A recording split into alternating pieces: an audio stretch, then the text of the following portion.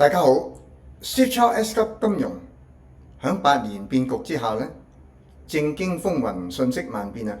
睇通局勢嘅人咧，永遠咧係比其他人咧總係咧先行一步嘅。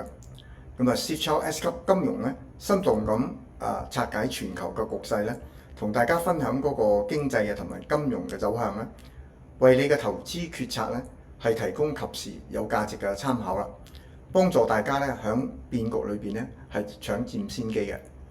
今日咧，我想同大家講咧就講下全球嗰個樓市啊，其實咧都喺度跌緊嘅。咁啊，而美國嘅房價咧7個月咧已經係連續咁喺度跌㗎啦。咁啊，中國嘅樓市咧亦冇咩好轉啦。咁啊，全球嘅樓市咧係冷到咩程度咧？咁啊，呢個房價嘅黃金時代結束啦。咁啊，樓市全球嗰個樓市咧係進入咧呢個寒冬嘅。咁有3個大原因啦，有2個市場同埋1個嘅判斷嘅。咁今日我同大家講清楚咧呢件事咧，就聽完咧大家就會明白㗎啦。咁我哋睇翻2026年啦，全球嗰個樓市咧正在經歷一場嘅罕有嘅同步喺度降溫嘅。咁美國嘅房價咧7個月咧連續喺度跌嘅。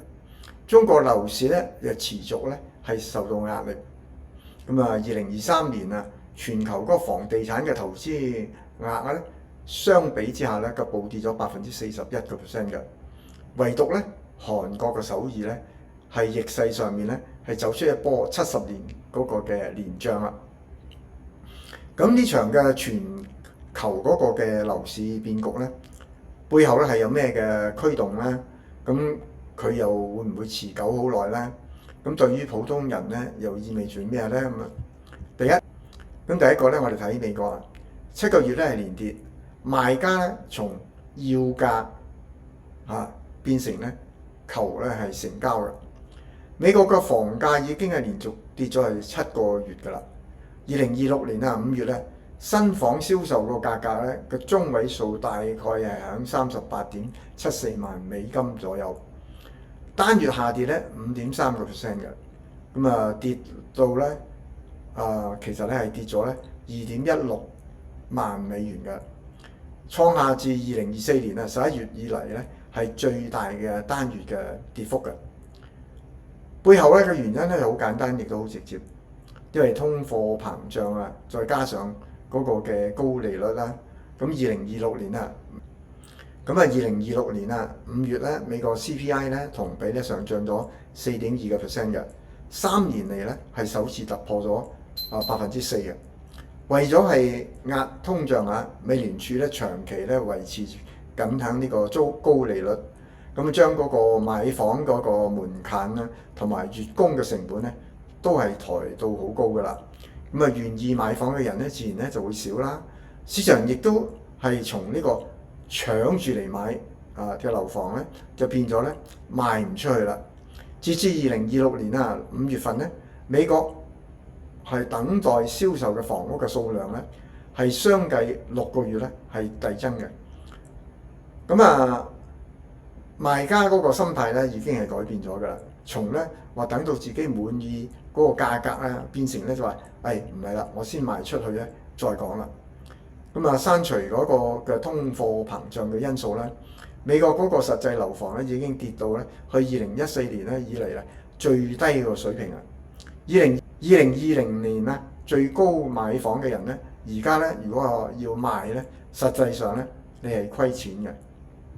咁第二個咧係中國啦，個需求嘅低迷啦，開發商咧縮減建房嗰個規模啦。中國嘅樓市咧同樣咧係承受呢個壓力嘅。2026年一季度咧，北京嘅二手嘅樓房咧個價格咧同比咧下跌咧8.3%嘅，而全國嗰個房地產咧個開發投資咧亦都咧下降咧11.1%嘅，即係話已經係少咗開發商咧去建樓㗎啦。咁呢個嘅房屋嘅竣工嘅面積咧，大約咧亦都咧跌咗咧27.9%嘅。咁開發商因為啲樓賣唔喐咧，主動縮減新建嗰個規模，普通人咧受到經濟嘅預期影響咧，買樓嘅意願咧亦持續咧係走低嘅。咁啊，從時間嘅維度嚟睇咧，2019年啊到2024年咧，兩個季度咧國內嗰個房價嘅累積下跌咧就6.8%嘅，而同一時期嗰個美國嗰個房價咧累積咧係上漲咗咧係49.8%嘅。咁而家美國樓市咧亦都咧由漲咧係轉跌啦，咁兩個市場形成咗雙重下跌嗰個壓力嘅格局㗎。咁第三個咧就全球嗰個同步咧咁降溫啦。咁佢有3個咧係根本嘅原因嘅。咁呢場樓市咧下跌咧唔止係某一個國家嘅個別問題喎，而係2023年全球嗰個房地產咧個投資咧係只係4.1萬億美元啦，係同比咧係下跌咗41%嘅，即係差唔多一半㗎啦。咁大規模個集體退潮咧，背後咧有3個根本嘅原因嘅。咁第一個咩原因咧？就係喺疫情嗰幾年啊，泡沫咧係退咗啦。2020年至到2022年咧，咁啊各國嘅央行大規模咁喺度放水啊，咁壓低咗個利率咧，海量嘅資金咧就湧入去呢個房地產啦，將嗰個樓房嘅價格咧好快就推高咗去。咁啊而家放水就結束啦，咁啊前期嘅累積個泡沫咧又進入咗係存貨個部分或者係全部咧係售出個階段啦。咁如果大家有留意呢個網上咧，而家睇到深圳啊、呢個廣東啊，好多咧即係開發商咧就係劈價咧咁去賣嘅。佢劈價唔係話10個20%喎，佢低到咧就係得1折啊3折咁喎。咁於是乎咧個房價回落咧係正常嘅市場嘅修正啦。咁第二個原因咧就係利率咧回歸正常啦，買房嘅成本咧就大幅咧咁上升啦。全球告別咗零利息嗰個時代，借錢咧變咗咧係貴咗啦。以前靠低利率咧係高槓桿咧嚟炒房嘅邏輯咧徹底咧係失效啦。咁買房嘅資金咧壓力咧變得咧好大。真實嘅需求咧，亦都被壓制啦。咁第三個原因係咩啊？長期需求咧喺度咧係萎縮啦。全球生育率咧係維持走低喎。咁呢個唔單純係中國喎，而係咧係全球而家都喺度發生緊呢件事嘅。咁其實咧未來嗰個全球嘅人口咧都係喺度縮減嘅。咁年輕人買樓嘅壓力咧就大啦。咁置業嘅能力亦都唔足啦。對於住房嘅長期需求咧，喺個結構上就會減少啦。呢個意味住支撐住過去嗰種高速上漲嘅人口增長，咁已經係動搖啦。咁房地產行業嗰個高增長嘅黃金時代咧，咁可以同大家講咧，呢個咧就可能真係咧結束啦。咁3大原因嗰個疊加一齊啦，就係嗰個嘅疫情咧泡沫咧要呢個嘅出清啦，咁利率咧回歸正常啦，加上長期需求咧嘅萎縮啦，呢3件事咧同時咧係喺度發生嘅，唔係短期嘅波動嚟喎，而係一次咧結構性嘅市場嘅重整啊。而短期裏邊咧靠呢個政策刺激嘅係可以緩解嘅，但係根本嘅邏輯咧就冇改變到啊。好啊，第4我哋睇翻一個好特殊嘅例子就係首爾啦。咁70個星期咧連續咁升嘅，但係咧當你睇清楚個原因咧，原來咧內有乾坤嘅喎。因為喺全球嘅樓市一片向下嗰個嘅背景之下咧，韓國嘅首爾係一個咧好顯眼嘅例外。咁直到2026年啦6月初嘅時候咧，首爾嘅公寓嘅嗰個價格咧已經連續咧70個星期咧保持係上漲嘅，而每週嘅漲幅咧穩定喺0.25%嘅，而自從2020年到2022年咧，每年咧係漲咧係80%。自從2020年至到2022年咧，連漲咗85個星期以嚟咧，歷史上係第2個最長嘅上漲嘅週期啦。但係呢度咧有一個好重要嘅細節啦，首爾嘅今次嗰個嘅突破同埋上漲咧，唔係話因為質啊住房個需要嗰個增加，而係政府政策嗰個驅動啊。咁啊，韓國政府咧調整咗嗰個房產稅啊嗰個嘅政策，持有房產嘅成本咧就下降啦，導致咗啦業主就唔願意咧將個房咧或者有個樓房咧就咧係賣出去啦。咁市場上啊可以出售嘅樓房咧供應咧就減少啦。咁使到咧個供應收緊咧，就自然咧個價格就會推高啦。咁換句話嚟講，呢次嘅政策收緊嚟帶嚟嗰個嘅價格上漲咧，唔係嗰個實際需求個嚟支撐住㗎。一旦韓國政府嗰個政策有調整咧，或者係需求嘅層面咧係跟唔上咧，咁呢種上漲嘅持續性咧就成為一個大疑問啦。咁首爾嘅案例咧只係一個特例，就唔代表咧係全球嘅樓市嘅方向啦。咁而首爾漲嘅唔係因為大家想要買嗰個樓房，而係因為冇嘢出賣啊，因為個個都唔肯放出嚟啊嘛。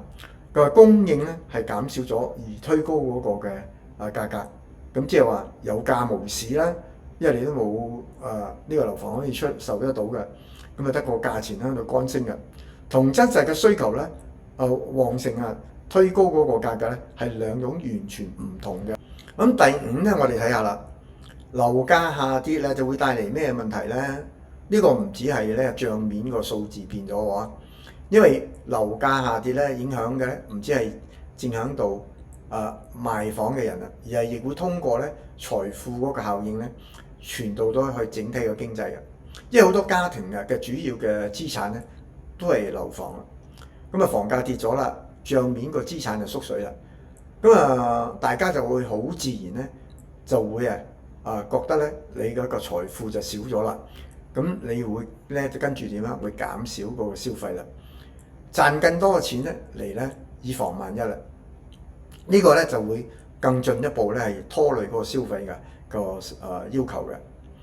咁啊，俾呢個整體嘅經濟咧帶嚟一個壓力，同時持有房貸嘅家庭咧面臨還款嘅壓力咧，亦都就增加啦。房價跌咗，但係貸款咧金額咧冇變，咁啊抵押品個價值咧反而喺度縮水。但係咧，除非你唔要間樓啦咁否則嚟講咧，你都要咧係繼續供嘅。譬如話呢間樓係500萬，而家跌到300萬，咁你都要繼續供㗎啦嘛。銀行唔理你㗎，因為你借咗錢係咁多錢啊嘛。不過咧對咧剛需購樓嘅客戶嚟講咧，呢個階段咧亦都係一個相對嘅窗口期啦。咁因為咧樓房從高位回落咧，咁你買樓嘅成本降低咗啦。如果你唔係靠槓桿或者係投機或者係太高嘅借貸咧，而家呢個咧係實整你係真實用嚟自住嘅需求咧。咁而家呢個價格咧比前幾年嗰個高位咧就比較合理得多啦。咁第六咧就短期內咧會唔會反彈咧？三個止跌嘅條件咧都唔到位嘅。判斷嗰個樓市會唔會咧係築底反彈咧？咁我哋首先要睇三個條件啦，就係美聯儲係咪開始降息先？國內個消費咧係咪明顯咁復甦咧？全球個經濟咧係咪咧全體咁回暖咧？咁大家都可以睇到三樣嘢都唔係。目前呢三樣嘢咧都冇發生。短期裏邊咧，全球嗰個房價咧大機會咧都會繼續咧係向下跌㗎啦。呢個係大方向嚟㗎。呢個唔止意味住永遠唔會好轉而係講咧而家仲唔係咧市場有自然反彈嗰個時間點啦。政策咧可以短期裏邊受到刺激，但係喺房地產嗰個長期嘅趨勢咧，最終係要靠真實嘅人口需求咧，同埋咧個經濟基本面咧嚟支撐嘅。咁短期嚟嘅判斷咧就話，美聯儲降息咧未落地，購房嘅成本咧依然咧係偏高，消費復甦個信號咧又唔明確。咁跟住咧，購房嘅意願咧難以係快速咧係回升嘅。全球嘅經濟回暖亦都唔確定啦，使到咧市場嘅信心咧就唔足啦。呢三個條件都冇到位咧，全球嘅樓市短期內咧會繼續咧承受咧係更高嘅機會咧係呢個嘅下滑嘅。咁好啦，我哋做一個結論咧，就話咧，全球嗰個樓市啊，呢一輪嘅下降咧，唔係一個偶然嘅短期嘅波動嘅，而係咧多重因素加埋之後嗰個結構性嗰個調整嘅。咁喺疫情泡沫嗰個嘅出貨咁就呢個嘅利率正常化，年輕人咧購房嘅能力唔足呢三件事同時喺度發生。首爾個逆勢咧上漲咧係一個政府政策嘅催生一個特例嚟嘅啫。美國同中國嘅走勢咧代表咗咧係更主流個方向嘅。短期裏邊咧止跌反彈嘅條件咧仲係未成熟嘅，但係對於真正自住需要嘅人嚟講咧，呢個階段咧個價格咧就比較咧佢哋嚟講咧合理啦，或者咧可以佢哋上車啦。但係呢個肯定咧就唔能夠嚟做炒賣。好啦，今日嘅內容咧就到呢度啦。如果有任何嘅問題或者想法咧，歡迎大家喺呢個評論區裏邊留言啦，我會認真咧回覆大家每一條嘅。如果今日嘅內容咧對大家有幫助嘅，請大家幫手咧係留言、點讚、點廣告、分享俾咧身邊有需要嘅每一個朋友咧，使到佢哋咧使到更多人咧能夠咧係睇通呢個局勢，做好嘅投資嘅決策。呢個就係對 Steve Chow S 級金融嘅最好嘅支持啦！唔好忘記訂閱頻道，咁就唔會錯過每一期嘅內容啦。我係 Steve Chow，我哋下期見，拜拜。